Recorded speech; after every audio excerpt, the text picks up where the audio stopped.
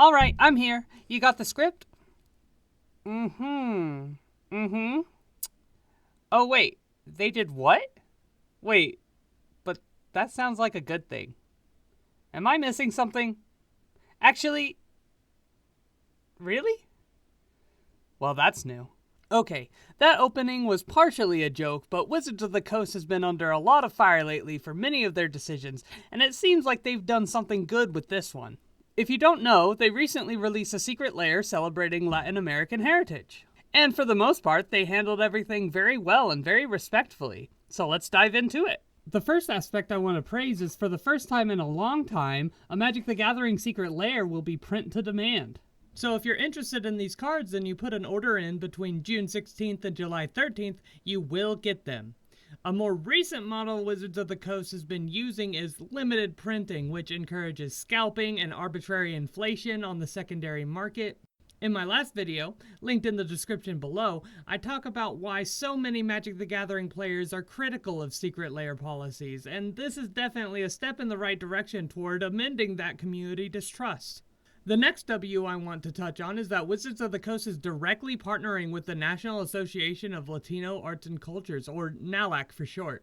They have even said that half of all proceeds from these cards will be heading toward NALAC. When combined with the fact that these cards will be print to demand, this potentially means more cards could be printed and therefore more money for the association. And furthermore, the association doesn't lose out severely from cards sold on the secondary market, since if you want it, you can just order it.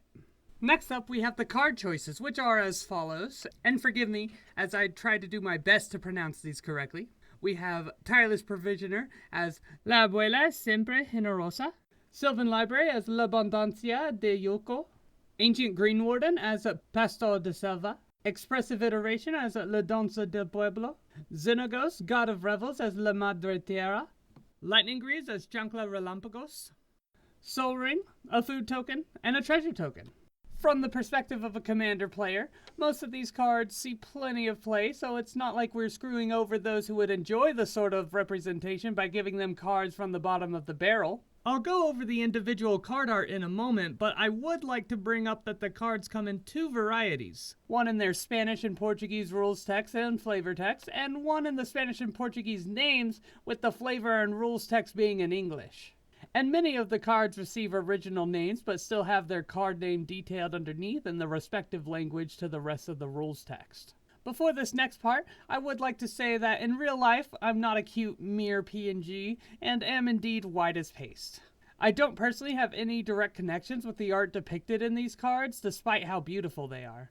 That being said, I did not write the script alone, and I had a lot of help from friends who can more closely relate to these cards. Still, I hope my opinion does a good job at representing what a beautiful job was done with these cards. First up, Tireless Provisioner. This art depicts a grandmother making some delicious food.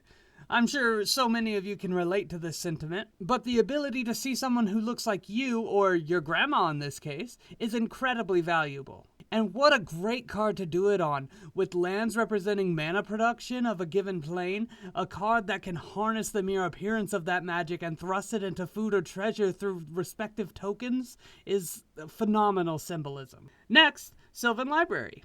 This seems to be a depiction of Yukao, if the name wasn't obvious enough. He was known to be the god of creation, earth, seeds, and plants, particularly the yucca plant, which you can see right here. The art showing him overlooking a bay and keeping an eye on those who seek to use it for their betterment is a wonderful shot.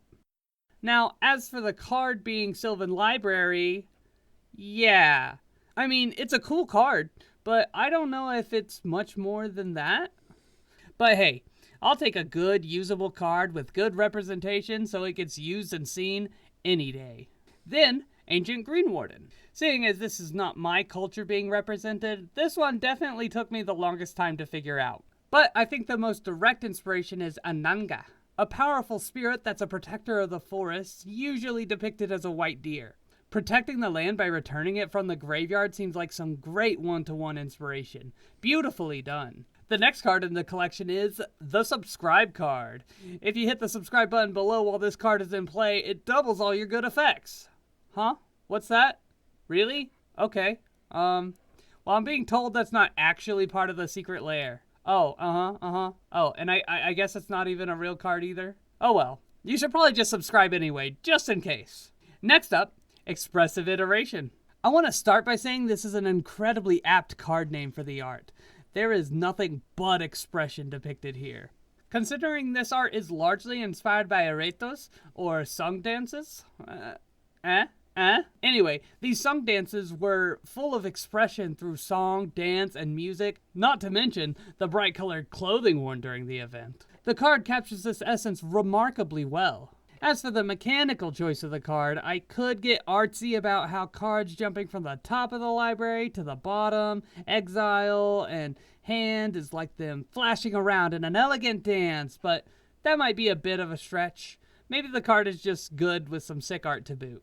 Xenagos, God of Revels is our next card. This one is interesting because the original Xenagos is about rage and passion and power, and in my opinion, this depiction slows everything down in a wonderful way. Picturing Mother Earth as this ultimately immovable object and eventually the unstoppable force is so on point. Firstly, being an enchantment but not a creature most of the time, and also having indestructible evokes this feeling so well, while the triggered ability allows you to scale massively into the late game.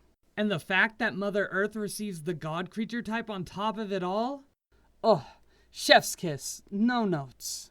Now, these Lightning Greaves will be the first card I have a little bit of pushback on. Now, obviously, this art is gorgeous. And what better way to depict some magical shoes than with the obvious chanclas? Throw in the hummingbird spirit, enchanting this footwear to give it its magical haste and protection.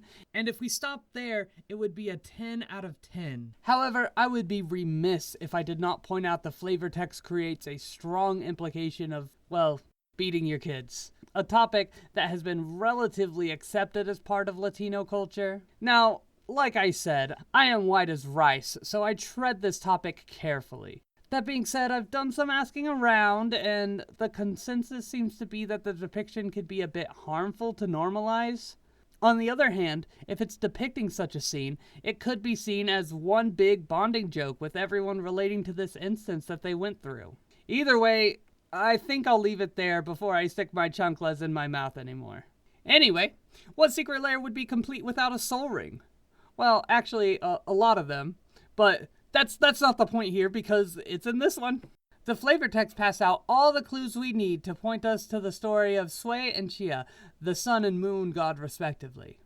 They are married lovers separated by the cosmos until a solar eclipse reunites the two. I couldn't find a whole lot more than that, so if you have anything to add or point me to, feel free to leave a comment. Mechanically, soul in Soul Ring can literally mean sun, so that's more connection than some of the cards, but less than others, so overall good job.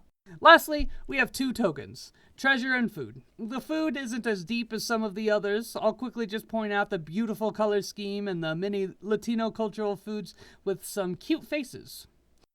I'm glad the whole secret lair wasn't this shallow, but given that this is the only card that got this treatment, I think it passes the vibe check.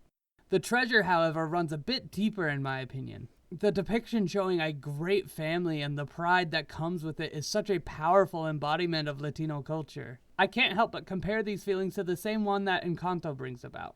Not to mention the obvious line about family being the true treasure. How beautiful.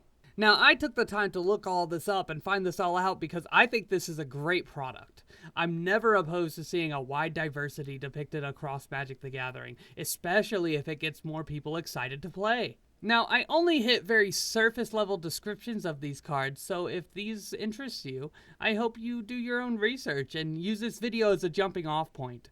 Or, if you think the art is just sick and end up picking them up, that works too, because it's good for the organization and Wizards of the Coast isn't being too greedy about this secret lair. Which is awesome, especially considering they just dropped a summer secret lair and yep, it's right back to those crappy, limited printing, scalping promoting, no good business practices. Oh well, at least we got a breath of fresh air. But that's just me. What did you think about these cards? Were you planning to put any of these cards in your deck and this gives you an excuse to grab some sick art variations? And if you think the art is sick, check out the description where I have links to various places where you can find these artists. And you can give them your love more over there. Maybe you didn't know a couple of these cards existed before now. Whatever you gotta say, let me know in the comments below, and leave a like and subscribe on your way out. Have a good one.